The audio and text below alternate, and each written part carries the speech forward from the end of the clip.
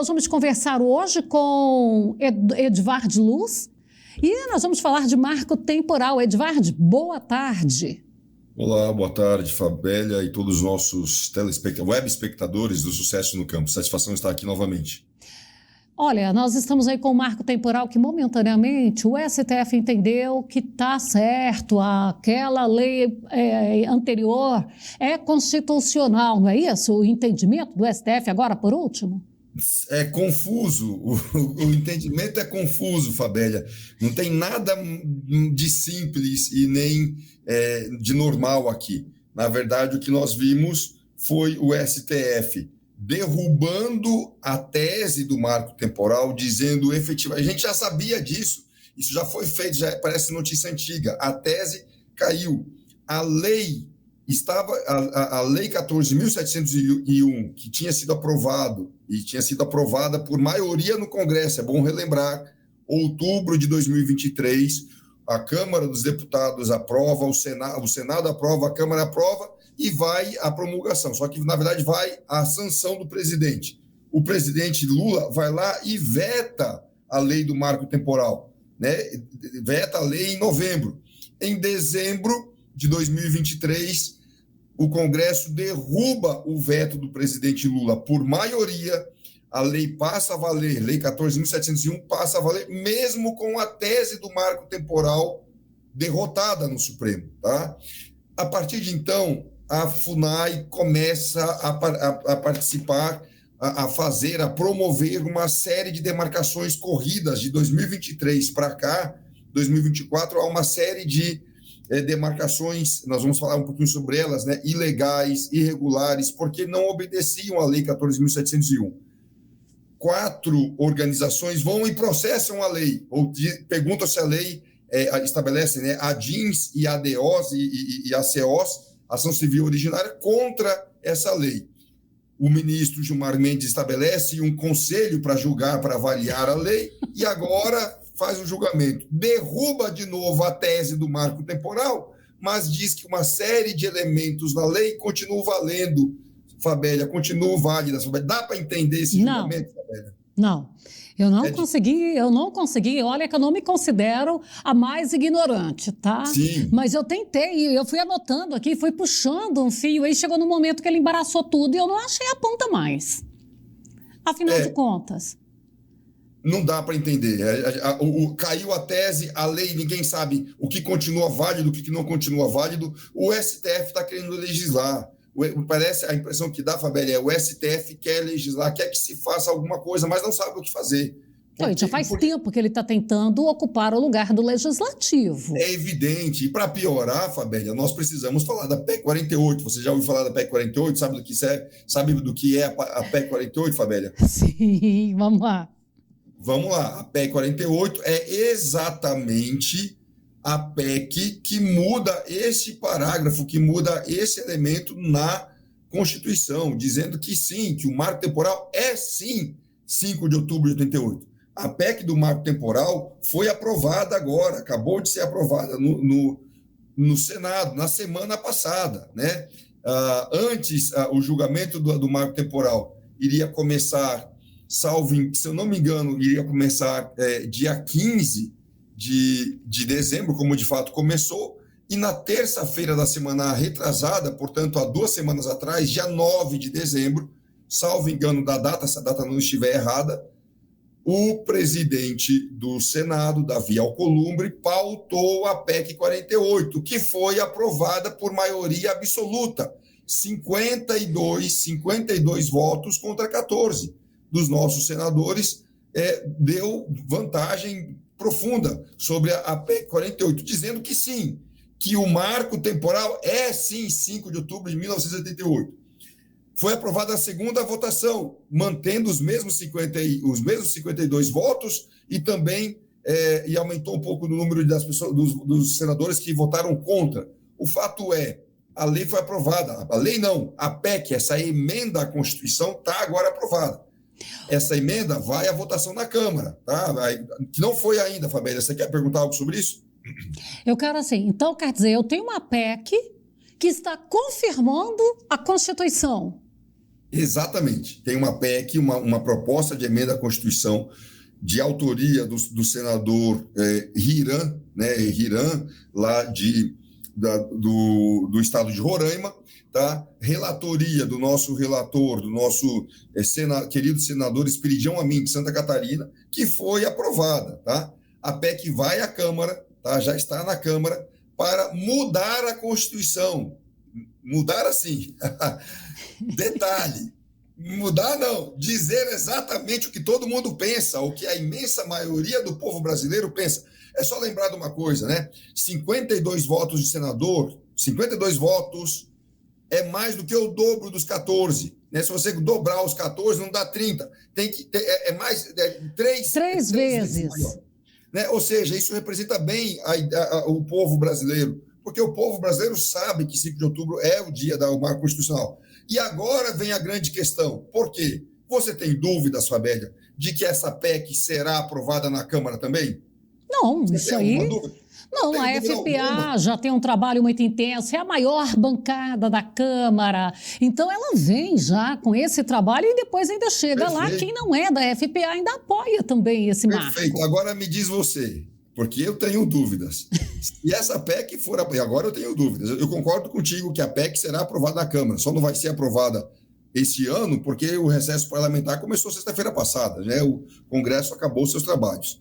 Mas aprovada a PEC 48, que estabelece o marco temporal de 5 de outubro de 88, aprovada pelo Congresso, você acredita que o STF vai respeitar a decisão soberana do parlamento brasileiro que estabelecerá o marco de 5 de outubro de 88? Você acredita que com a PEC aprovada ela será respeitada pelo STF? Porque essa é a pergunta que resta. Não cabe ao STF legislar, é ao parlamento que diz o que é a Constituição, é o parlamento que estabelece a Constituição. E aí você vai ver a crise, porque se o parlamento disser que 5 de outubro é de fato o marco temporal, como reagirá o STF? Essa é a pergunta. Vai depender do que Papai Noel vai trazer para os ministros. Tem isso, até o Papai Noel entra nessa história. Bom, diante de tudo que nós fazemos, que vai lá, um projeto de lei lá que foi aprovado, vira lei, leva para o presidente, né? Só sancionar, ele veta tudo, volta cá, derruba veto. STF entra dizendo que é inconstitucional, porque vem um PSOL lá e um Zé Ninguém que ele não consegue nada a não ser via STF. Tudo é possível. Quem sabe Papai Noel, né? Quem sabe, já viu, né? O Chaves, lá o Chapolin Colorado? Quem poderá me salvar? Quem poderá? Eu acho que essa é a pergunta que o agro brasileiro tem feito, Fabélia. Você que deve ter mais contato com o agronegócio aí, dia e noite.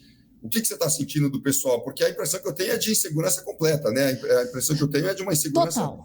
Total insegurança, especialmente os estados ali que têm maior número de possibilidades de demarcação indígena. Tem cidades que o município inteiro ficaria, entendeu? Mato Grosso do Sul é um dos exemplos. Mato Grosso do Sul, Santa Catarina também tem muito.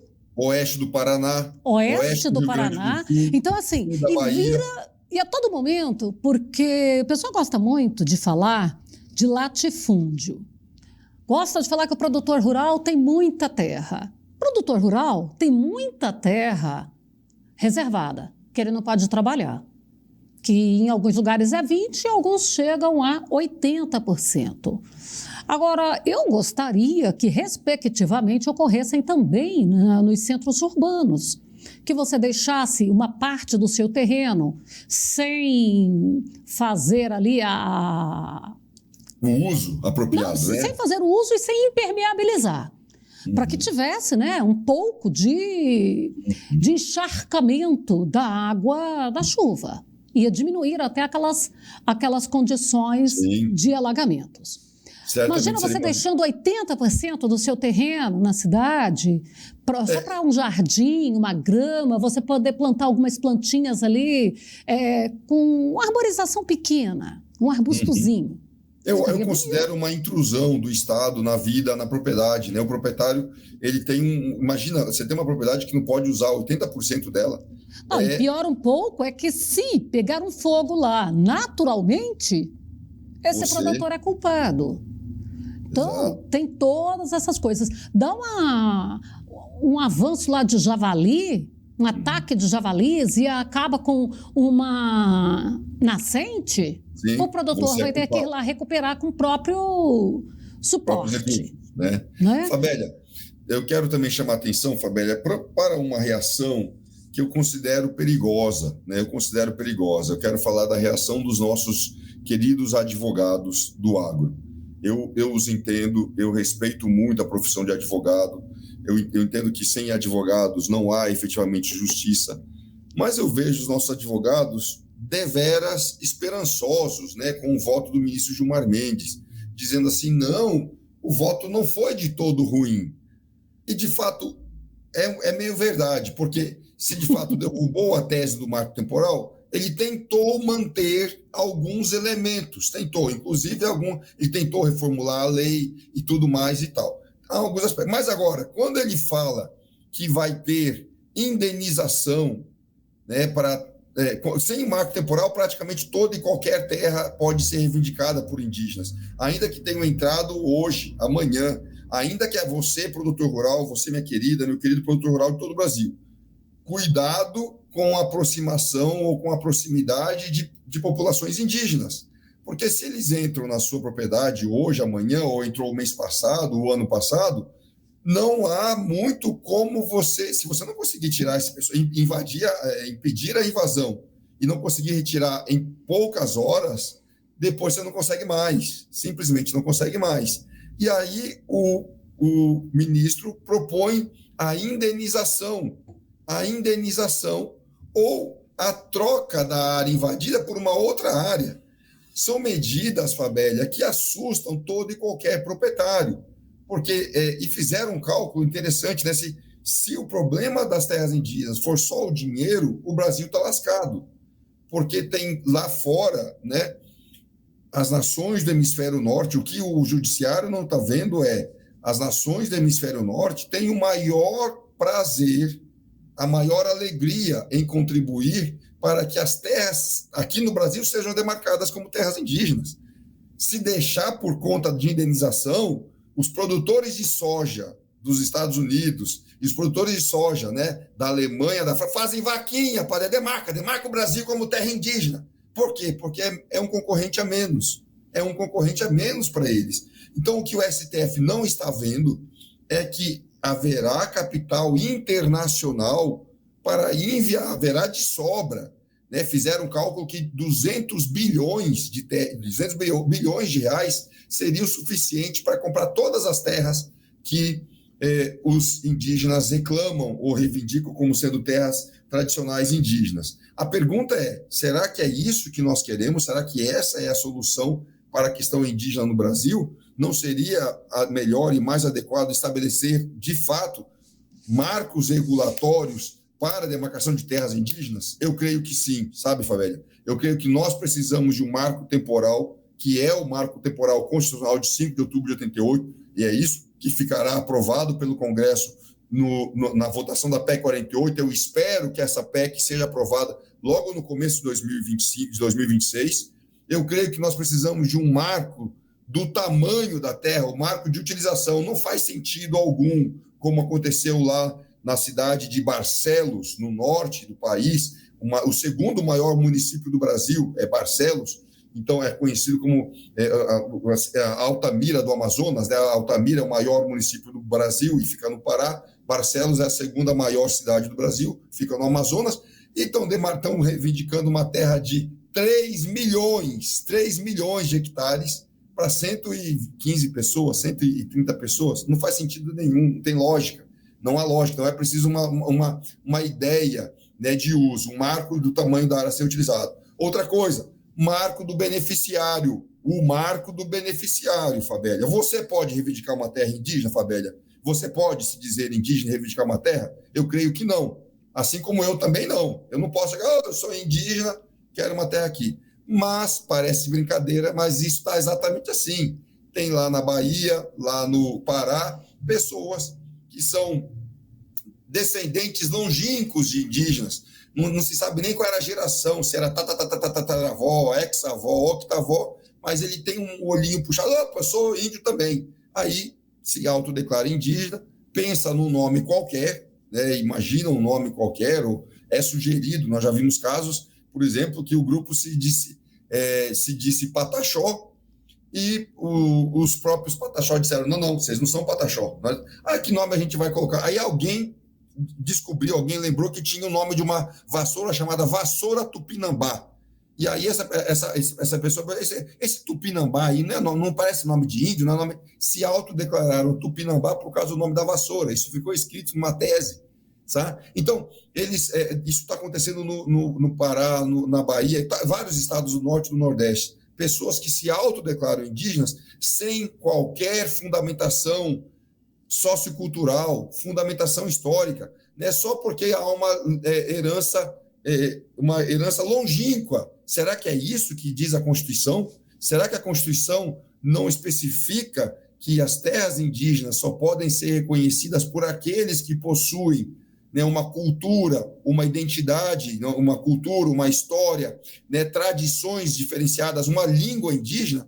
Porque do jeito que está, não há um marco do beneficiário. Praticamente qualquer um pode se dizer indígena no Brasil, com raras exceções, com algumas raras exceções, como é o nosso caso, pessoas que não têm nem o fenótipo e têm vergonha na cara de dizer, não, eu não sou indígena, não tenho nem traços culturais, nem fenotípicos, nem nada. Isso não acontece nesses estados. Nesses estados há uma verdadeira bagunça. Então, nós estamos pleiteando um clareamento melhor, que esteja mais claro quais são os critérios para o beneficiário. Nós vamos começar a falar, Fabélia, se você continuar me entrevistando, eu gostaria de voltar aqui o ano que vem, para falar do marco do beneficiário. Nós já falamos sobre o marco do tamanho da área reivindicada, o marco do beneficiário, também o marco do avanço, eu estou chamando de marco de avanço do conceito de propriedade privada.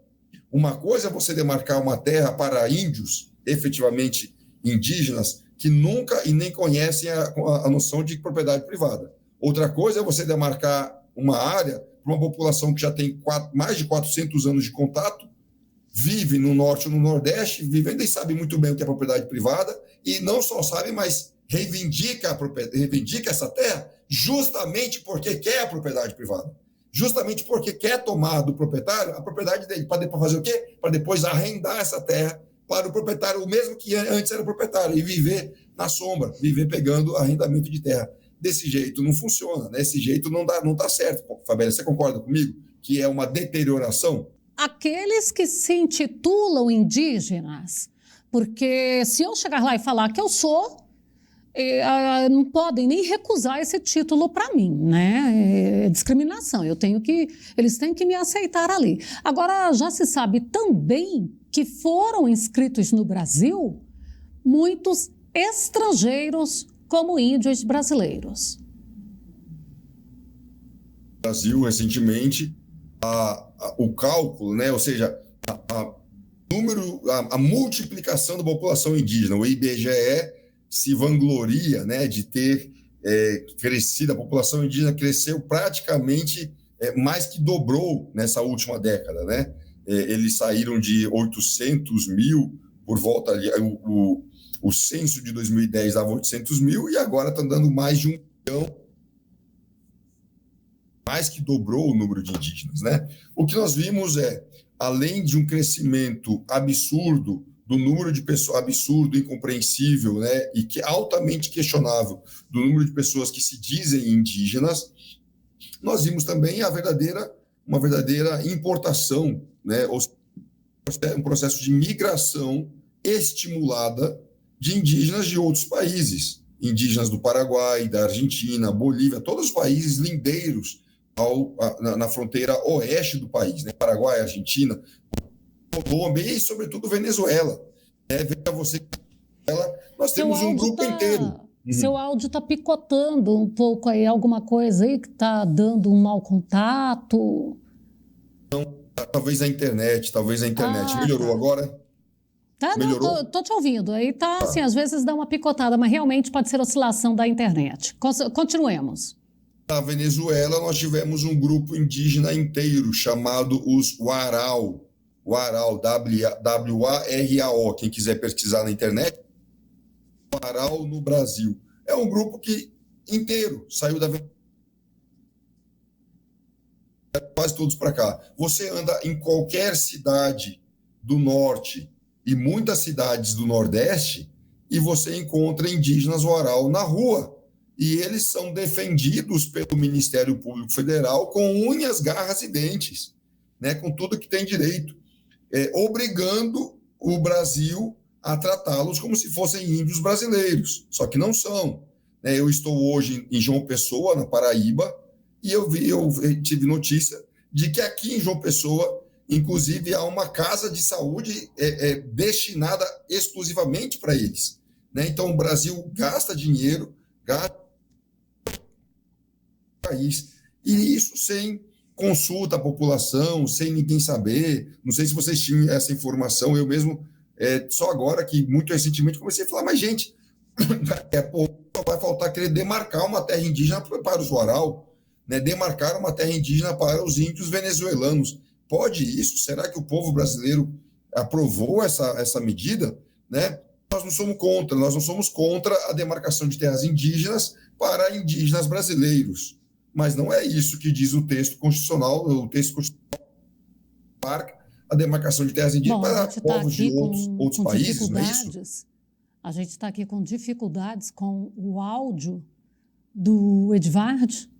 Essa situação aí em João Pessoa, ela é completamente estranha e isso mostra a discriminação, porque a partir do momento que você tem que fazer um setor específico, você está isolando aquelas pessoas ou aquele grupo. Na realidade, ele está sendo isolado. E a gente vai voltar a falar com o Edvard em outro momento, porque a gente ainda tem mais a destrinchar desse marco temporal e acompanhando o que está acontecendo.